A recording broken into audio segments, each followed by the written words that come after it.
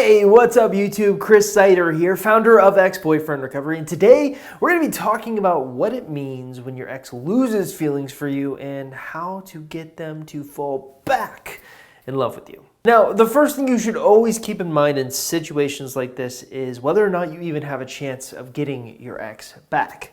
Believe me when I tell you there is nothing worse than going through all the trouble of doing all the tactics and strategies that I teach you in a situation that really doesn't favor you. So number one thing you should always figure out is whether or not you have a chance of getting your ex back. Luckily, on our website, www.exboyfriendrecovery.com, I put together a special quiz designed to answer this exact question for you. All you have to do is simply look into the description link below this YouTube video. You click on that link and it will take you to a page that will ask you a bunch of questions about you, your ex, and your time together. It's essentially a quiz.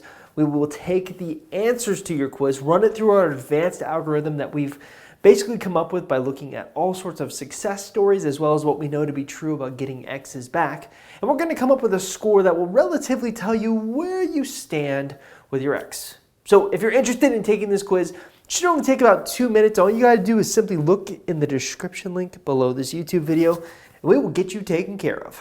Let's begin. All right, today we're going to be talking about your ex losing feelings for you, what that means, and more importantly, what you can do about it. How can you get them to fall back in love with you? All right, so there's really three concepts that I want to talk about with you today, and these three concepts we're going to be diving in depth. So concept number one is something I like to call the good feelings versus bad feelings theory. So what does this mean? Well, put specifically, the good feelings versus bad feelings theory is very, very simple to understand, but there's some caveats I want to explore. So here's the basic gist of it, right? When a person finds something that makes them feel good, they will run towards it. Now, on the opposite side of the coin, if someone finds something that makes them feel bad, they'll run away from it. They will repel it, right? Now, this is kind of an important thing or gist to get here. Even if something makes them feel good, but ultimately it's bad for them, they will still run towards that thing that makes them feel bad. So this is kind of an extreme example, but let's look at drugs, right? Someone who's a drug addict, logically they understand it's bad for them to engage in taking drugs. It's not good for their well-being. There's probably lots of negative effects, but they still do it. I think another really common behavior is candy or junk food, or someone who's potentially obese or overweight and they're very self-conscious about their weight and they're trying to lose weight, but they have so much trouble stopping themselves from eating that thing that makes them feel good, right? Even if something is bad for you but makes you feel good, you will still run towards it. This is a common theme I've found throughout my 6.5 years of working with clients, almost 7 years now. Now, what this really means is good and bad doesn't really matter. What matters is how we feel about something. Now, this is kind of interesting when you look at relationships, right? So the peak end theory basically helps us understand how we remember experiences, right? So when we're looking back at experiences of our lives, we tend to not remember the experience as a whole. We don't remember necessarily the huge ups and downs or what every little moment was like. Our brains aren't that sophisticated. So what they'll do is compartmentalize and remember experiences based on 2 points: the peak of the experience and the end of the experience, right? And the peak of the experience is the most exciting, the most satisfying part of the experience, and the end of the experience can be satisfying and exciting, but in this example, it's not, right? And I think this is a perfect graphic to use to even highlight how most people's relationships goes, right? A lot of times people will have a little bit of a trouble getting a relationship started. It's a little bit like starting a fire, but once it starts, it burns and it burns bright. And then once it ends, it blows out really, really poorly. Your ex, when they're remembering their experience with you, they might just be remembering the end and not so much the peak. And the end makes them feel bad because that satisfaction wasn't high. And as a result, they repel or run away from you. And then that can explain a little bit about how people's feelings work. So a lot of times people come to me and say, my ex lost feelings for me. And I don't think it works that way. I don't think just one day all of a sudden your feelings turn off. I think what happens more than anything is they start running away from you. They start repelling you because you're not making them feel good anymore. Right, and that leads us to our second concept. How can we make someone feel good about being with us? And that's actually where understanding 11 factors of love comes into play. So if you don't know, I've actually put together a small presentation a few years back describing how people fall in love. And really the thing that you need to understand is that you've been looking at love the complete wrong way, right? You're looking at love as this big, grand thing, and almost you have this Disney version, sort of true love, soulmates, all that stuff. But really, what you need to understand is love is nothing more than a set of chemicals that are being released by your brain. Now, what do I mean by that? Well, usually what happens when you fall in love with someone is your brain starts liking the feeling, right? And it releases these chemicals that make you feel love, right?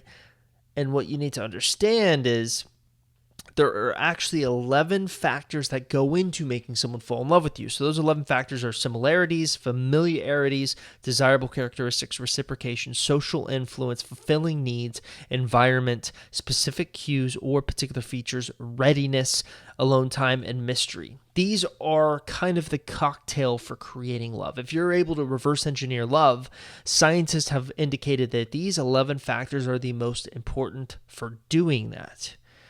Now, what I usually do is typically I dissect what each one of these factors is, but I've done that so many times, and I've actually put together a companion article that goes alongside this YouTube video that does that for you, or at least references something that will do that for you.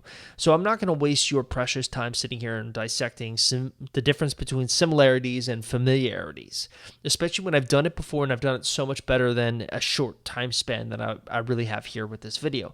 So here's what I'm going to recommend for you to do.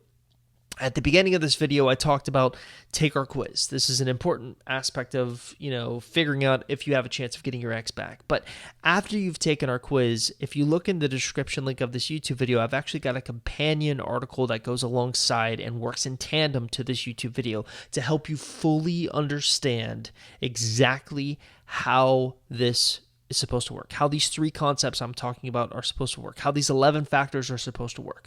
So look in the description and click on the companion link if you want more information about these 11 factors. Okay?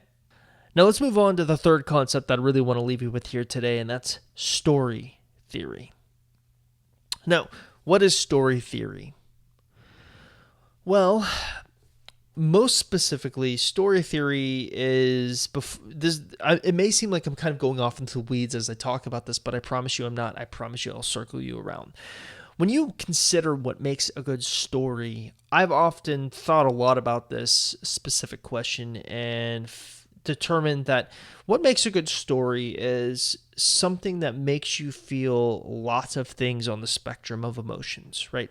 Take a movie like Leprechaun, for example. Leprechaun is, one of those fodder trash movies that is awful, that everyone likes to hate on because it's so awful. Now, Leprechaun was actually Jennifer Aniston's, I think, her very first movie, and it came out in 1993. I could be wrong on that, but I think that was the case. If you look at Rotten Tomatoes, you can see it got a 23% on the tomato meter, and the audience still hated it. They gave it a 32%. Those are awful grades. By no means, probably not the most awful movie of all time, but this is an awful movie. I think we can universally agree on that.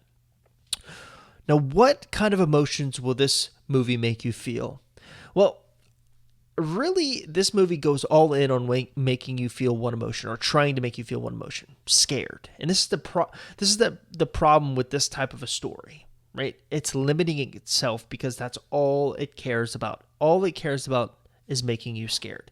It doesn't care about running the gambit of emotions. It doesn't care about making you happy. It doesn't care about making you excited, making you cry, making you sad, making you scared, making you angry, making you sort of envious, making you hate one of the characters, making you giddy with excitement, having a bromance, having a BFF type thing. It doesn't do any of those things. It just tries to make you scared. And that's the problem with this story. Great stories run the gamut. They'll make you feel anticipation, ecstasy, admiration, terror, amazement, grief, loathing, rage, sadness, happiness, giddiness. This is your problem with your ex. All the time when I'm dealing with my clients, the biggest issue I see with them is they're going all in on one emotion. They're trying to make their ex fall in love with them. But you don't fall in love with someone, or you don't fall in love with a movie, I should say, if it just tries to make you fall in love with it. Great stories make you feel all kinds of emotions. Now, this concept of going to your ex and trying to make them feel all sorts of emotions about you has one fly in the ointment, and that's the good feelings versus bad feelings theory. We've already established that things that make you feel good or make someone feel good, people are going to be drawn to that. Things that make them feel bad, they're going to repel or run away from. So when you're looking at the spectrum of emotions, here's my thing. Only focus on positive emotions. Ecstasy, admiration, amazement, maybe even a little bit of terror. It's okay to have that. Anticipation. Stay away from things like anger, rage, loathing, grief. You don't want that. That's the one caveat I want you to understand about the story theory. It's not about making your ex feel all the emotions. It's about making your ex feel all the good emotions. I will say you can have them feel scared or worried a little bit. A little bit of that, sprinkling that in is good. But you don't want to make them feel rage or loathing or grief, sadness, which is a lot of times what people do. In fact, a lot of times what ends up happening is they make their exes feel rage. Now, rage has this ability to make you come in and want to transfer your rage and make someone else feel bad, but ultimately, when you feel rage for someone, you don't spend a lot of time with that person long term. Grief, sadness. Do you want to talk to someone who makes you feel sad all the time, who makes you feel depressed? No, you avoid that person. But what about admiration, ecstasy, amazement, love? What about those emotions? Typically, you're drawn to someone who makes you feel those emotions. Here's my point. Make your ex feel multiple positive emotions for you, and you'll be in good shape.